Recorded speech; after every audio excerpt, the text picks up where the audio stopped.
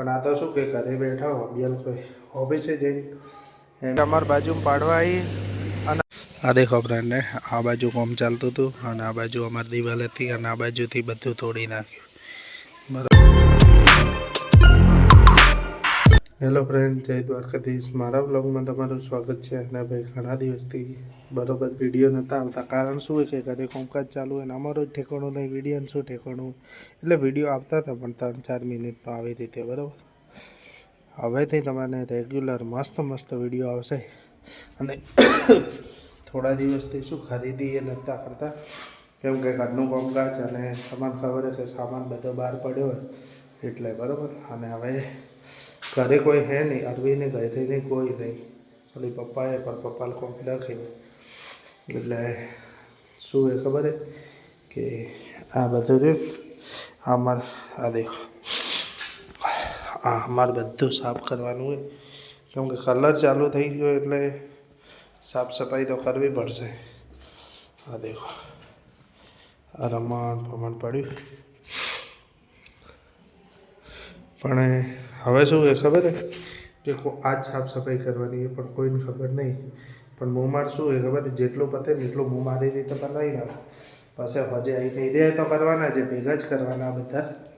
પણ આ તો શું કે ઘરે બેઠા હો અભિયાન કોઈ ઓફિસે જઈને એમે એટલું નહીં એટલે ઊંઘાઈ જવાય. એમ કરતાં આપણે કામકાજ કરી લઈએ એટલે હું ફટાફટ કામ કરું. એમ નહીં તો ખબર નહીં કે કોણ કામ કરશે, આપણે કરી લઈએ તો વ્લોગ જોશે એટલે ખબર પડશે.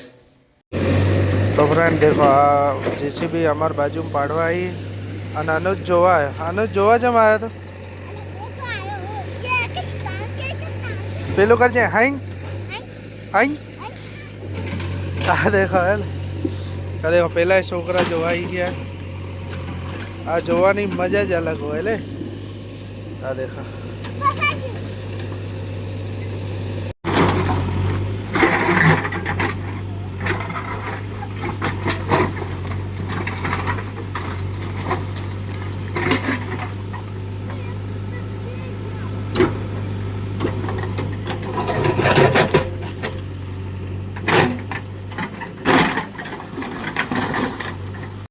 ફ્રેન્ડ દેખો, જેસીબી અમારે નુકસાન કરી દીધું હોય બરાબર. કેમ કે આ બાજુ એક દિવાલ હતી એ આખી તોડી નાખી. એટલે હવે આ દરવાજો ઉઠી તૂટી ગયો, દરવાજો બીજો બંધ થાય એમ નહીં.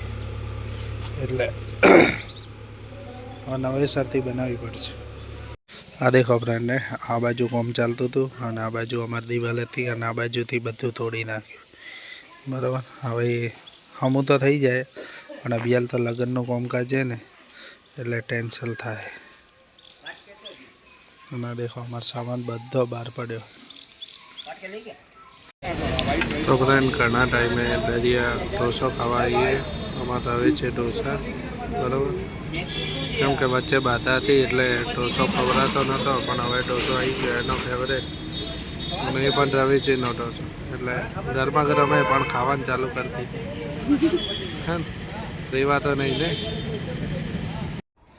ફ્રેન્ડ. અમે ઢોસો ખાઈને તો આવતા રહ્યા બરાબર. પણ ઢોસો પાચન કયો કરવાનો હોય ને દેખો, રાતનો અમારું કામકાજ તો ઘરનું લગભગ ઓલમોસ્ટ કલર કામકાજ ચાલુ છે. પણ દેખો, આ બધો સામાન અમે નાઇટમાં બધું કમ્પ્લીટ લગભગ કરવાની ઈચ્છા છે.